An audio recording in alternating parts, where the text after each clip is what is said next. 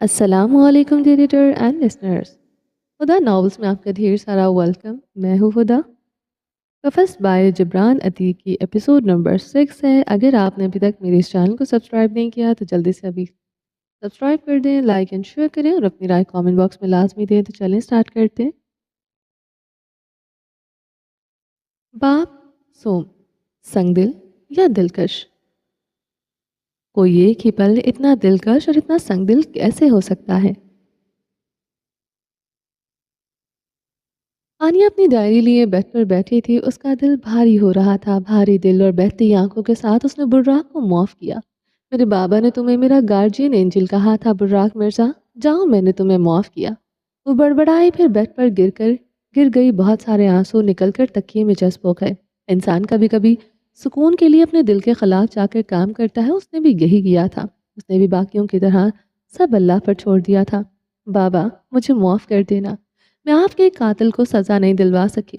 بابا میں قیامت کے روز آپ کو کیا منہ دکھاؤں گی؟ آنسو ہنوز بہ رہے تھے۔ وہ جو باپ کی موت پر نہیں روئی تھی آج ٹوٹ گئی تھی۔ بابا میں نے بہت کوشش کی تھی، اف میں کیا کروں؟ یا رب میں کہاں جاؤں؟ کسی طرح میرے دل کو سکون دے دے۔ وہ ہاتھوں کو زور زور سے بیڈ پر مارتی جا رہی تھی۔ آنسو تھے کہ وہ رکنے کا نام ہی نہیں لے رہے تھے۔ وہ سانسیں تھی کہ پھولے جا رہی تھی۔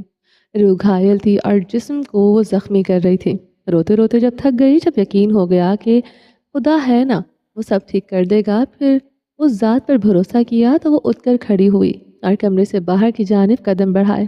سیڑھیوں پر ایک لمحے کو رکی، پھر ریلنگ پکڑ کر نیچے اترنے لگی۔ نیچے صوفوں پر تمام گھر والے بیٹھے تھے۔ وہاں جا کر رکی، سر پر رکھا دوپٹہ سیدھا کیا۔ میں کیس واپس لے رہی ہوں اور یہی میرا آخری فیصلہ ہے۔ مجھے نارمل ہونے کے لیے کچھ وقت چاہیے، اس لیے میں چاہتی ہوں کہ شادی کی تاریخ چند مہینوں کے لیے ملتوی کر دی جائے۔ آگے آپ کی مرضی ہے۔ کہہ کر رکی نہیں، جواب سنے بغیر واپس مڑی اور سیڑھیاں چڑھتی اوپر چلی گئی۔ کمرہ نیم روشن تھا۔ وہ بلب جلاتا پھر بجھا دیتا۔ کافی دیر وہ یہی عمل دہراتا رہا۔ بیڈ پر لیٹا اس کا وجود ٹوٹا ہوا تھا، نڈھال سا۔ جو حقیقت اس پر عیاں ہوئی تھی وہ قیامت جیسی تھی۔ اس کے وجود کو ایک سوالیہ نشان بنا کر رکھ دیا گیا تھا۔ اب کی بار جب بتی جلائی گئی تو وہ اسے بند نہیں کیا، بلکہ اٹھ بیٹھا۔ اٹھ کر بیڈ کے ساتھ والا دراز کھولا۔ وہ وہاں سے کچھ نکالنے لگا۔ وہ گفٹ ریپ میں پیک کوئی شے تھی۔ اس کے اوپر کوئی پیکنگ ہٹائی تو اندر رکھی ایک سرخ ڈائری نکلی۔ اس نے ایک بار پھر اس پر ہاتھ پھیرا تو جیسے ماضی کی آنکھوں کے سامنے چلنے لگا۔ وہ واپس چھوٹا ہو گیا، وہی بچہ جو پیار کے لیے ترسا کرتا تھا، جسے پیار صرف ایک انسان سے ملا۔ وہ انسان آج اس کے ساتھ نہیں تھا، وہ اس کے پاس نہیں تھی۔ وہ آج بھی ادھورا تھا، وہ 22 سال پہلے بھی ادھورا تھا، وہ تا قیامت ادھورا ہی رہے گا۔ وہ اس کے سامنے بیٹھے تھے، مسکراتے ہوئے اسے مکمل کرتے ہوئے۔ یہ تمہارے لیے، جو باتیں مجھ سے شیئر نہیں کر سکتے وہ اس میں لکھ لیا کرنا۔ اسد نے گفٹ اس کی طرف بڑھاتے ہوئے کہا۔ ایک لمحے میں وہ منتظر ہوا۔ منظر ہوا میں تحلیل ہو گیا۔ سب بدل گیا۔ وہ اسے تنہا کر گئے، وہ اسے ادھورا کر گئے۔ براق گہرا سانس بھر گیا، گلا رند گیا تھا، دل جیسے کسی نے مٹھی میں لیا تھا۔ اس نے کرب سے آنکھیں بھینچ لی۔ ایک ماہ میں اس سے سب کچھ چھین لیا گیا تھا۔ پہلا اس کی محبت، پھر اس نے اسد کو چھینا گیا، پھر اس نے خود کو کھو دیا۔ اگر مزید کچھ ہوا تو وہ اپنے حواس بحال نہیں رکھ پائے گا۔ اس نے جیب سے قلم نکالا اور جھک کر ڈائری پر کچھ لکھنے لگا۔ جب اس نے سر اٹھایا تو وہاں سیاہ رنگ میں آنیا سرور لکھا تھا۔ وہ پہلے الفاظ تھے جو براق نے اس ڈائری میں لکھے تھے، لیکن وہ نہیں جانتا تھا کہ مستقبل میں وہ یہ 12 نام لکھنے والا ہے۔ وہ نام اس کا روگ بننے والا ہے، کبھی نہ ختم ہونے والا روگ، پیچھا نہ چھوڑنے والا روگ، تباہ کر دینے والا روگ، مگر پھر آباد کرنے والا روگ۔ نہیں بابا، میں اس کے ساتھ یہ نہیں کر سکتی۔ یمنا کی آواز میں کرب تھا، گلے میں آنسوؤں کا پھندا سا بن گیا تھا، ایسا پھندے جو تھوک نکلنے سے درد کرتا تھا۔ اگر یہی اس کی حقیقت ہے، وہ اس سے بھاگ نہیں سکتا۔ لیاقت اب بھی اپنی بات پر اٹل تھے۔ بابا مگر باہر کچھ گرنے کی آواز آئی جس سے ان کا جملہ ادھورا رہ گیا۔ لیاقت نے آنکھوں میں خوف سموئے یمنا کو دیکھا اور باہر کی جانب لپکے۔ دروازہ کھول کر باہر نکلے تو ایسا محسوس ہوا جیسے کسی نے دل کو مٹھی میں لے کر دبا دیا ہو۔ ان کے کندھے سے جھانکو تو سامنے وہ بیٹھا تھا۔ آنکھیں ایک جگہ جمی ہوئی تھی۔ لیاقت کی آنکھوں میں نمی اتر آئی اور پھر پھر اس نے آنکھیں اٹھا کر انہیں دیکھا۔ انہیں لگا وہ کبھی ہل نہیں سکیں گے۔ اس کی آنکھوں میں دیکھ کر انہیں لگا جیسے وہ اندھے ہو گئے ہیں۔ انہیں لگا جیسے سارے گھر کی چھت ان کے سر پر گر گئی ہے۔ بے اختیار آنکھ سے مایا نکلا اور گال پر پھسل گیا۔ میں ہی کیوں؟ اس کا لہجہ ان کی آنکھوں سے زیادہ توڑ دینے والا تھا، زیادہ درد دینے والا تھا، برباد کر دینے والا تھا۔ پر وہ اسے کیسے بتاتے کہ وہ بھی کافی عرصے سے اسی بات کا جواب جاننے کی کوشش کر رہے ہیں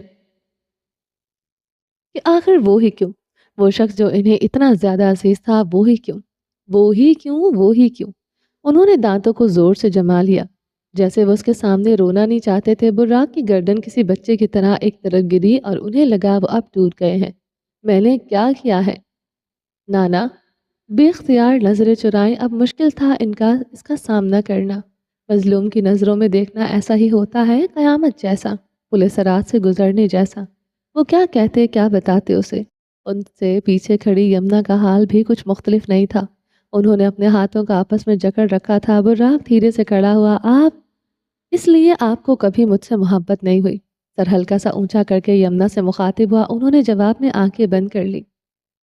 اسی لیے وہ ہر رات وہ ماں کے لیے تڑپتا رہا۔ آپ میرے پاس موجود نہیں تھی۔ آواز دھیمی تھی مگر اس کا انداز یمنا کو پگھلے شیشے کی مانند چبھ رہا تھا۔ انہوں نے چہرہ موڑ لیا۔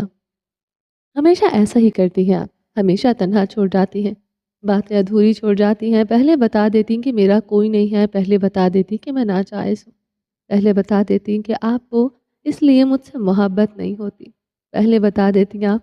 آنکھوں سے آنسو زاروں قطار بہہ رہے تھے۔ آج بہت عرصے بعد انہوں نے اسے روتے دیکھا تھا۔ نانا سر جھکائے کھڑے رہے جیسے کوئی پتھر کا بت ہو، بالکل ویسے۔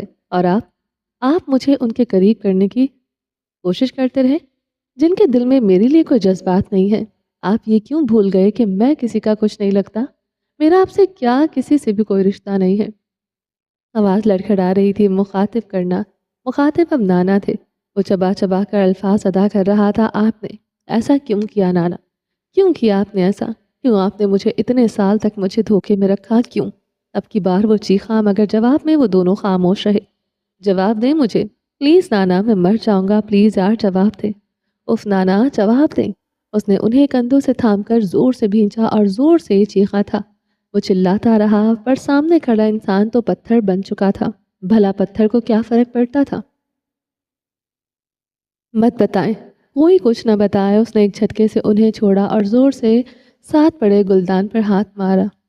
چھناکے کے ساتھ گلدان زمین پر گر کر کرچیاں ہو گیا، مگر اس کے بھی اتنے ٹکڑے نہیں ہوئے تھے جتنے براق کے دل کے تھے۔ وہ چہرہ موڑ گیا۔ وہ یہی تو کرتا تھا، قبول کر لیتا تھا بس ایک اور غم سہی۔ مگر اپنے کمرے میں داخل ہوتے ساتھ اس نے دروازہ لاک کیا۔ چہرہ جذبات کی شدت سے سرخ ہو گیا تھا، اعصاب تنے ہوئے تھے۔ اب وہ دروازے کے ساتھ لگ کر بیٹھتا چلا گیا، سر ہاتھوں میں گرا دیا۔ کس سے پوچھے؟ کس سے شکایت کرے؟ کس کو گناہ گار ٹھہرائے؟ کوئی تھا؟ کوئی؟ اس کا کوئی نہیں تھا۔ کیوں کیوں کیوں؟ وہ چیخا۔ کیوں اللہ کیوں؟ میرے ساتھ ہی ایسا کیوں کیا تو نے؟ میں ہی کیوں؟ کمرے میں صرف اس کی آواز گونج رہی تھی، باقی سناٹا تھا، تاریک سناٹا۔ مجھے پیدا ہی کیوں کیا؟ یہ سب دیکھنے کے لیے؟ اس نے زور سے اپنے دونوں ہاتھ زمین پر دے مارے۔ یا اللہ میں ہی کیوں؟ مگر جواب کوئی نہیں تھا۔ دل بند ہو رہا تھا، سانس لینے میں تکلیف ہو رہی تھی۔ پہلے ماں باپ کے لیے روتا رہا، پھر ایک مسیحا ہی دیا مگر اسے بھی چھین لیا، اور اب مجھے سے میری پہچان بھی چھین لی۔ کیوں میرے رب؟ آخر کیوں؟ میں نے کیا بگاڑا ہے؟ میں نے کسی کے ساتھ کچھ برا نہیں کیا، تو میرے ساتھ کیوں ہو رہا ہے ایسا؟ میرے ساتھ کیوں یہ سب؟ میں نے تو کسی کا دل تک نہیں دکھایا، پھر ہر انسان میرا دل کیوں دکھاتا ہے؟ یا اللہ، اس سے بہتر تھا تو مجھے مار دیتا۔ وہ جیسے پھٹ پڑا تھا، کہیں دور اذان کی آواز اس کے کانوں میں پڑی۔ ایک لمحے کو وہ رکا، آنکھوں سے بہتے آنسو ایک لمحے کو تھم گئے، اٹھا اور واش روم کی طرف بڑھا۔ کپڑوں سمیت شاور کھول کر اس نے نیچے کھڑا ہو گیا۔ ٹھنڈا پانی جسم پر پڑا تو سکون سارے جسم میں دوڑ گیا۔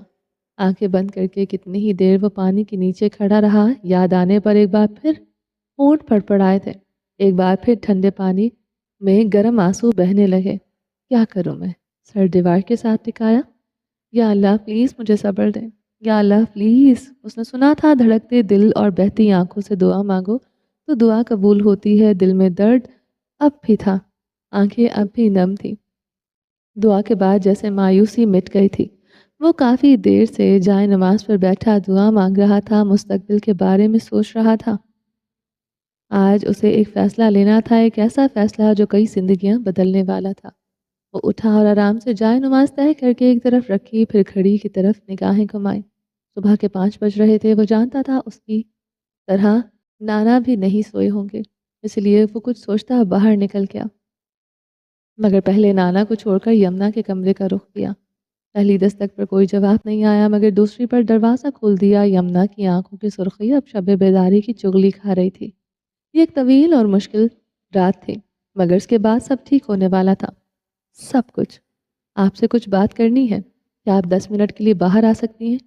ٹھہرے ہوئے لہجے میں کہا تو یمنا دروازہ بند کرتی باہر آئی۔ کچھ ہی لمحوں میں وہ یمنا اور نانا کے ہمراہ لاؤنج میں کھڑا تھا۔ مجھے کچھ بات کرنی ہے، یہ جملہ وہ چوتھی بار کہہ رہا تھا۔ نانا جانتے تھے کہ وہ کیا کرنے والا ہے، مگر خاموش رہے۔ آج اس کا دن تھا بولنے کا۔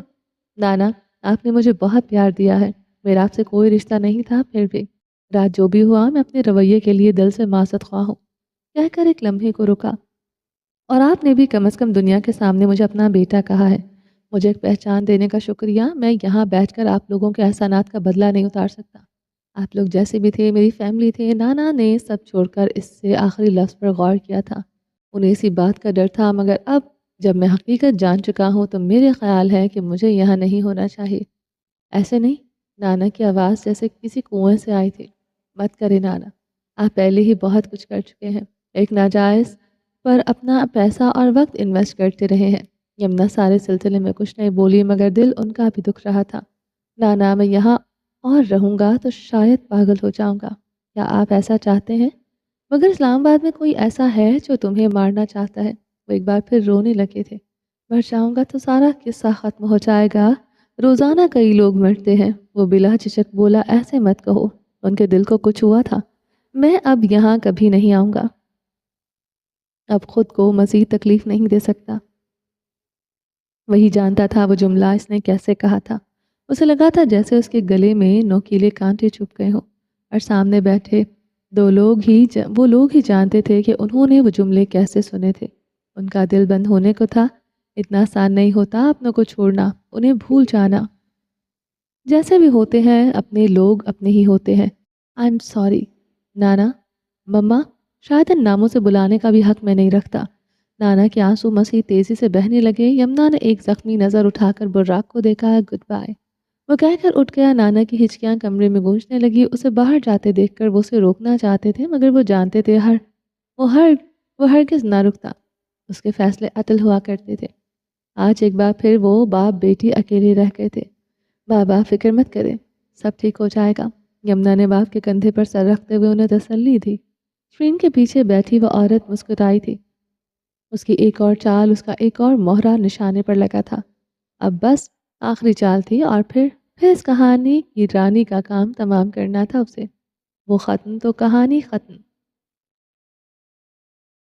براق 11 بجے کے قریب اسلام آباد پہنچا تھا۔ گاڑی پورچ میں کھڑی تھی تو تھوڑی دیر سیٹ کی پشت سے سر ٹکائے بیٹھا رہا۔ شب بیداری اور شدت گریہ کی وجہ سے سر اور گردن میں شدید درد تھا۔ آنکھیں موندے کچھ دیر وہاں بیٹھا رہا۔ لمبی سانسیں لے کر خود کو پرسکون کرنے کی کوشش کی، مگر جب درد حد سے بڑھ گیا تو باہر نکل گیا اور گھر کے اندرونی حصے کی جانب بڑھا۔ اندر داخل ہوتے ہی اس کی نظر زوبیہ اور ڈیرک پر پڑی، جو ٹی وی کے سامنے بیٹھے کوئی کورین ڈرامہ دیکھ رہے تھے۔ اس کے قدموں کی چاپ سن کر یکدم کھڑے ہوئے تو زوبیہ کے گود میں رکھا پاپ کارن کا پیالہ گرا اور لمحے بھر کو اس کا شور فضا میں گونج اٹھا۔ سر میں پہلے سے درد تھا۔ پیالے کی آواز کسی ہتھوڑے کی مانند سر میں لگی۔ براق نے بے اختیار آنکھیں میچ لی، پھر غصے بھری نگاہ ان پر ڈالتا اپنے کمرے کی جانب بڑھ گیا۔ یہ کب آئے؟ زوبیہ اب تک سیڑھیوں کی طرف دیکھ رہی تھی جہاں سے وہ اوپر گیا تھا۔ جب تم بیک ہیون دو اور ہونگ ایہین کو گلے لگتے ہوئے دیکھ رہی تھی، ڈیرک نے تمسخرانہ کہا۔ زوبیہ نے پیالہ اٹھایا اور ان میں پاپ کارن واپس بھرنے لگی۔ براق سیڑھیوں سے اوپر آیا تو جیٹ بھاگتا ہوا اس کی ٹانگوں سے آ لگا۔ براق نے جھک کر اسے اٹھایا اور اپنے ساتھ لگا کر اسے پچکارنے لگا، کیسا ہے میرا بچہ؟ اسے کافی دن بعد دیکھ رہا تھا۔ براق نے دروازے میں پہنچ کر اسے نیچے اتارا اور اس پر جھکا۔ ابھی میرا سر دکھ رہا ہے، ہم شام میں واک پر چلیں گے۔ پھر کمرے کا دروازہ کھول کر اندر داخل ہو گیا۔ جیک بجھا بجھا سا سیڑھیوں سے نیچے اتر گیا۔ براق نے کمرے میں داخل ہوتے ہی کوٹ اتار کر ایک طرف پھینکا۔ کچھ ہی دیر میں وہ گھر کے آرام دہ کپڑوں، ٹراؤزر اور شرٹ میں ملبوس اسٹڈی میں بیٹھا تھا۔ سامنے سفید کاغذوں کا پلندہ تھا جن میں سے کسی ایک پر وہ کچھ بنانے کی کوشش کر رہا تھا۔ گزشتہ رات کے واقعات سے اپنا ذہن ہٹانے کی کوشش کر رہا تھا۔ یہ کام مشکل تھا۔ وہ کاغذ پر بے دھیانی سے کچھ بنا رہا تھا۔ جب ظہر کی اذان کی آواز آئی تو اس کا ارتکاز ٹوٹا۔ کاغذ اٹھا کر دیکھا تو وہاں کچھ ایسا تھا جسے دیکھ کر اس کے دل میں ہوک سی اٹھی تھی۔ وہاں کسی کی آنکھیں تھی۔ نانا آپ کو سچ میں لگتا ہے کہ مجھے کسی سے محبت ہوگی؟ کچھ ماہ پہلے کہا گیا جملہ اس کے سماعت سے ٹکرایا تھا۔ نظریں ہنوز ان آنکھوں پر جمی تھی۔ کیا مجھے بتانے کی ضرورت ہے کہ وہ کس کی آنکھیں تھیں؟ وہ اسی انسان کی آنکھیں تھی جس کا اسے محافظ بنایا گیا تھا۔ وہی لڑکی جو اس کے لیے اس دنیا کی ہر جاندار و بے جان سے زیادہ ضروری ہو گئی تھی۔ آنیہ۔ اس کے لب ہلکے سے ہلے۔ اس نے دراز کھولا اور کاغذ کو اس کے اندر رکھ دیا۔ اسٹڈی گراؤنڈ فلور پر تھی۔ اس میں بھورے رنگ کے 2 سے 3 کتابوں اور فائل سے بھری شیلفیں تھیں۔ ایک دروازہ کچن کے ساتھ اور دوسرا باہر لان میں کھلتا تھا۔ دیواروں پر سفید رنگ کا پینٹ تھا جبکہ فرش پر سرمئی رنگ کا ماربل لگا تھا۔ دائیں طرف کی دیوار میں سفید رنگ کی کھڑکیاں تھیں جن سے ہر وقت دھوپ اندر آتی تھی۔ براق کو نانا کے گھر آئے ہوئے کچھ ہی وقت ہوا تھا۔ وہ جانتا تھا نیند تو کسی حال میں نہیں آنے والی۔ اب ایک ہی چیز تھی شاید جس سے دھیان بھٹک سکتا تھا، وہ تھا کام۔ نماز پڑھنے کے بعد اس کا رخ آفس کی طرف تھا۔ گاڑی میں بیٹھتے ہوئے اس نے پانی کے ساتھ ایک سر درد کی گولی لی۔ سر پیچھے بیٹھے جیک کو دیکھا جو سویا ہوا تھا۔ دھوپ کافی تیز تھی مگر جیسی گرمی وہ چھوڑ کر گیا تھا اب وہ دم توڑ چکی تھی۔ اب حبس کا نام و نشان نہیں تھا۔ اس کی گاڑی سوسائٹی سے نکلتی ہوئی مین روڈ پر تھی۔ تھوڑا آگے بڑھا ہی تھا کہ اشارے سے لال بتی جل اٹھی تھی تو نہ چاہتے ہوئے بھی وہ اس پر رکتا پڑا۔ اس نے نگاہیں گھمائی تو اس سے کچھ فاصلے پر وہ کھڑی تھی۔ اس کی بھوری آنکھیں دھوپ کی وجہ سے چمک رہی تھی۔ سیاہ بال دوپٹے سے نکل کر کمر پر پھیلے ہوئے تھے۔ اس کے ایک ہاتھ میں بھٹا تھا اور دوسرے کو وہ مسلسل ہلاتے ہوئے ساتھ کھڑے شخص سے محو گفتگو تھی۔ وہ وہی شخص تھا جو اس دن ریسٹوران میں بھی اس کے ساتھ تھا، اس کا کزن صالح۔ پھر صالح نے سڑک پار کرنے کے لیے اس کا ہاتھ تھاما تو براق کو اپنی سانس اٹکتی ہوئی محسوس ہوئی۔ اسٹیئرنگ وہیل پر ہاتھوں کی گرفت مضبوط ہو گئی تھی، ماتھے کی رگیں تن گئی تھی، مگر پھر گاڑیوں کے ہارن کی آواز آئی تو وہ ہوش میں آیا۔ بریک پیڈ سے پاؤں ہٹایا تو گاڑی آگے بڑھنے لگی، مگر وہ کہیں پیچھے رہ گیا۔ اس کا دل وہیں اس کے پاس رہ گیا تھا، اور کتنے زخم تھے جو اسے کھانے تھے۔ ایک مرد کے لیے سب سے مشکل کام اس کی محبت میں شراکت برداشت کرنا ہوتا ہے، اور براق نے آج وہ بھی کر لیا تھا۔ کیسے کہہ دوں کہ مجھے چھوڑ دیا ہے اس نے؟ بات تو سچ ہے مگر بات ہے رسوائی کی۔ زندگی میں انسان بہت سی چیزوں کے معاملے میں بے بس ہوتا ہے۔ وہ کچھ نہیں کہہ سکتا، کچھ نہیں کر سکتا، اور جب دل دکھتے ہیں نا تو زبانیں خود بند ہو جاتی ہیں۔ انسان سب بھول کر ایک خول میں بند ہو جاتا ہے۔ اس سے انسان صدمے میں سے پچھتاؤ تو نہیں مگر اس سے بے نیاز ضرور ہو جاتا ہے۔ براق کی بھی یہی کوشش تھی کہ وہ اپنے ساتھ پیش آئے واقعات سے باہر نکل آئے، مگر کچھ نہ کچھ ایسا ہو جاتا تھا جو اسے بھولنے نہیں دیتا تھا۔ آفس پہنچتے ہی ماہین اس کے لیے ڈھیر ساری فائلز کے ساتھ حاضر تھی۔ میز پر فائلز کے ساتھ کافی رکھتی وہ سامنے والی کرسی پر جا بیٹھی۔ براق سر جھکائے فون پر مصروف تھا۔ اس کے آنے پر فون بند کر کے ایک طرف رکھ دیا۔ ماہین، اسے جیسے معلوم تھا وہ کچھ کہنا چاہتی ہے۔ آپ ٹھیک ہیں؟ فائل اٹھاتے براق کے ہاتھ ایک لمحے کے لیے تھمے تھے۔ آپ ٹھیک ہیں؟ یہ جملہ لمحے بھر کو اس کے ذہن میں اٹک گیا تھا، مگر پھر پھیکی سی مسکراہٹ کے ساتھ سر ہلا دیا۔ Are you sure؟ اس بار براق نے اس کی طرف دیکھا تھا تو اس کی آنکھوں میں پھر وہ جیسے تھم گیا۔ ماہین اسلم کی آنکھیں کہہ رہی تھیں کہ وہ سب جانتی ہے۔ ماہین، کافی میں چینی نہیں ہے؟ اس نے سوال نظر انداز کر کے کافی کا گھونٹ بھرا، پھر چہرے سے زاویہ بگاڑ کر بولا، 2 چمچ ڈالی ہے۔ سر ہلاتے ہوئے ماہین نے جواب دیا، 2 چمچ؟ وہ شوق تھا۔ ماہین ہنس پڑی، مذاق کر رہی ہو؟ آدھا چمچ جیسے آپ کو پسند ہے۔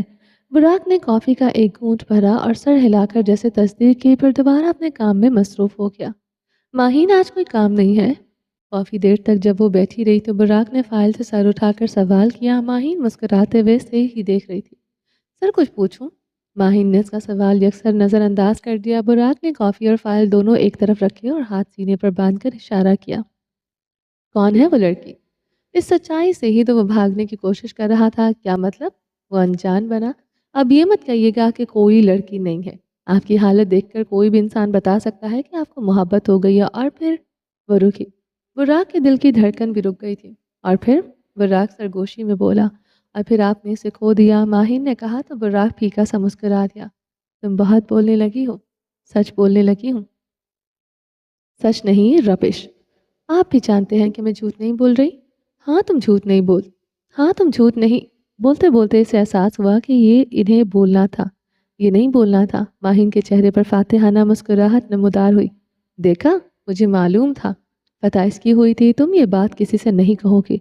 وہ تہمکانہ لہجے میں بولا۔ سب آلریڈی جانتے ہیں۔ کیا مطلب؟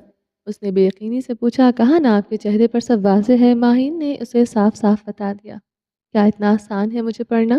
اس سے بھی زیادہ، اس نے براق کی آنکھوں میں جھانک کر جواب دیا۔ وہ ایک لمحے کے لیے ٹھٹکا۔ واٹ ایور، اس نے سر ٹھٹکا۔ ایک بات کہوں؟ ماہین نے دوبارہ گفتگو شروع کی۔ میں منع کروں گا تو کیا تم نہیں کہو گی؟ اس نے آپ کو دھوکہ دیا یا حالات نے؟ براق نے آنکھیں میچ لی۔ قسمت میں کچھ چیزیں نہیں لکھی ہوتی، وہ ہمارے لیے نہیں ہوتی۔